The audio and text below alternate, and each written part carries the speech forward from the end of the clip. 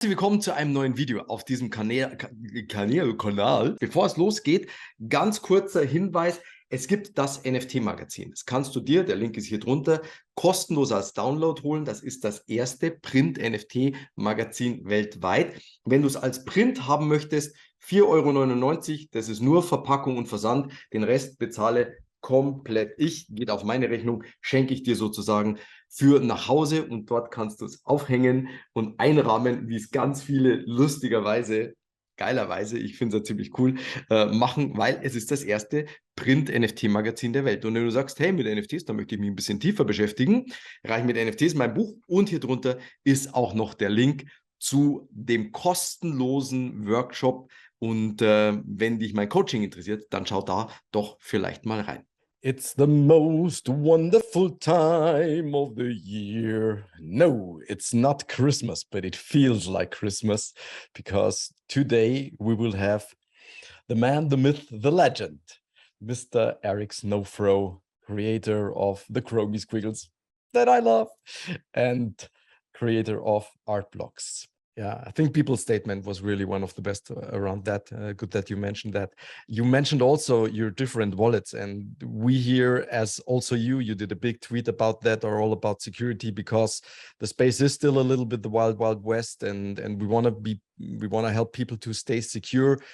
Can you give us a little bit of insight on your wallet structures? You have several wallets. I think I found 5 to 7 or something like that. Yeah. Lily, I'm crazy. Lily found them. She works for us. That's awesome. And is there some insight behind that can help our guys and our guys to stay safe? Yeah, I think there's different levels of intensity that you should be using wallet management. What I do doesn't make sense for everybody. I think it would be kind of unreasonable, right? Sure. It is a process that was stepped up as the value of the NFTs went up. I then started to think about it much more macro than micro. And so, number one, I did not want anybody to be able to come into my house and hold a gun to my head and say, give me your NFTs. Not because I don't want to give them my NFTs, but because I want to just make it clear, like, my NFTs do not live in my house. And so what I did is this is such a crazy reversion to the traditional world. I opened up multiple safe deposit boxes and I split a private key into multiple safe deposit boxes, 2 copies of each. And they're all in different parts of the state of Texas. So right now, when I did the trade with the MeBit, the dissected MeBit, it took me 2 weeks to collect my NFT data, my seed phrase data, to be able to execute on that transaction. And then once I did it, I lit the piece of paper on fire. What's beautiful is that then I don't have access. I just don't have access. I don't think it's reasonable to expect people to operate that way unless they have a value of NFTs. I don't know, maybe starting at like $500,000 or $1 million, or if you're a public figure. Yeah. Because it's so important for you, if you're looking at someone in the eye and saying, I don't have it, you literally just don't have it, you just don't have it, right? Yeah. So there's that. Now, the other side is, when I made that announcement, people were like, people break into safe deposit box all the time. Sure, but if you split it into 3 and nobody knows where the other ones are, they can't. Like, the banker can only get a third of them. So they can't actually assemble it. Also, there's this thing called the 25th word, which is a password that you need to have on top of having the seed phrase. So I could show everybody my seed phrase because then I have a incredibly long password that people have to break also, right? So there's all these extra things that you can do to kind of protect your stuff. Yeah. Now, in the range in the center of that, it's like, look, I can guarantee you a scam-proof way of storing your NFTs. The problem is that scam-proof way of storing your NFTs prevents you from interacting with them. Now, in the traditional art world, let's say that the typical cycle for selling a piece of art is 30 years, let's just say. And in the NFT space, it's like 30 minutes. So we're going to find a place somewhere in the middle long term where, like, the traditional art world is also going to become more liquid, I think, because I think NFT technology will enter that space. And NFT collectors will start to realize that if they hold their freaking NFTs long enough, they'll start gaining value. They just can't sit there and like look at it every single day. And, you know, CryptoPunks are a perfect example of that. To me, when I meet new people that want to enter the space, I ask them to make a commitment to me to not think about selling, not because I care about liquidity or like because I don't want them to dump the floor. I could care less about those kinds of things. But if they make a commitment to me that they're not going to sell anything in their wallet for a year, then what I tell them to do is I tell them to take their seed phrase. If they don't trust their bank, they can split it into two. They can add a 25th word, whatever, and take it and put it in a safe deposit box. When they go to a website that says, type in your private key, here's my phone number, call me. Literally, like I'm giving this to like real humans that I know, and I'm saying, here's my phone number. If anybody asks you for your private key, call me. Yeah.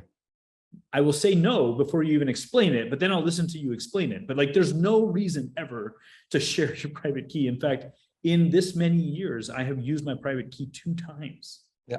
With new hardware wallets or a new computer. Like there's just no reason to share your private key. And so if you just keep that in the safe, and then you keep your public address, a QR code for scanning with mobile. In fact, I think like on a typical wallet, like if I just like printed my QR code on that wallet, I could receive NFTs. I could purchase NFTs. I can purchase them on OpenSea right now with a fake wallet. I mean, with a what's it called? Burner wallet, and then ship it to that. There's all these white glove services like what MoonPay is doing, where they can buy it and send it to you, and then you just have like a piggy bank of collecting NFTs that literally nobody can take away from you. And all it takes is for you to make a commitment to not have your seed phrase stored in your house, because that's all it takes for you to be able to realize, why am I in a panic to get this seed? Oh yeah, because I'm about to get scammed. So there's a huge range in the middle of that, of how you can protect yourself. But I think the single greatest thing that anybody should do, no matter what the value of their NFTs are, is they should have a hardware wallet. And I think that today it's completely unreasonable to store value in NFTs, whether they're valuable. Like to me, valuable is $1,000. Like people steal watches from each other that are $1,000, $2,000. Like this is not that crazy. So you get a hardware wallet, and you know I can't tell you how many people I gifted a Chromie Squiggle to early on, and they reach out and they're like, hey man, I just want to let you know I got scammed out of my NFT. And they don't tell me because they want another one. They tell me because they want to make sure they know that I don't think they're selling it, because obviously it goes straight to the market. And so they think that I'm going to like realize that they sold it. I think that giving people a hardware wallet in your position, in my position, Bright Moments, for example, they're doing some beautiful things by every time somebody mints a crypto citizen, they give them a wallet from Ledger, all these things. I think that giving someone a hardware wallet is the greatest thing that you can do for somebody entering the space. And as the prices of those come down, it'll be even easier and easier for people to participate. Yeah, I think so too. I have the same system. If someone would come to my house and say, give me your seed phrase, I wouldn't have it. And that's the best thing. That's the best thing you can do. Just not obtainable. Just curious, why did you need your seed phrase for the dissected Meebit? Because I don't have a hardware wallet either. Like this is how, like to me, even having a hardware wallet in my house is dangerous. So I don't have access to the NFTs, period. Okay. Like I just don't have access. I don't have there's no hardware wallet that exists. So I have to go collect the seed phrase, concatenate it, hardware wallet, and then create like the log, get into MetaMask with that. And then, well, you can't do it with MetaMask directly. Anyways, there's a process, and then go and make the transaction and then come back. In fact, for the Meebit, because I don't want my stuff really anywhere, I did an offline wallet called My Crypto that's been around since forever, and they have a way of verifying that it's like the legitimate one. And then I actually executed the smart contract transaction at like the contract level by importing the ABI and pasting it into the wallet and doing the transaction. So I avoided MetaMask, I avoided OpenSea, I avoided everything. Great, thank you for that advice. And by the way, this is what we tell people too. Before you ever type in your seed phrase, come into our Discord and ask us, and we will help you.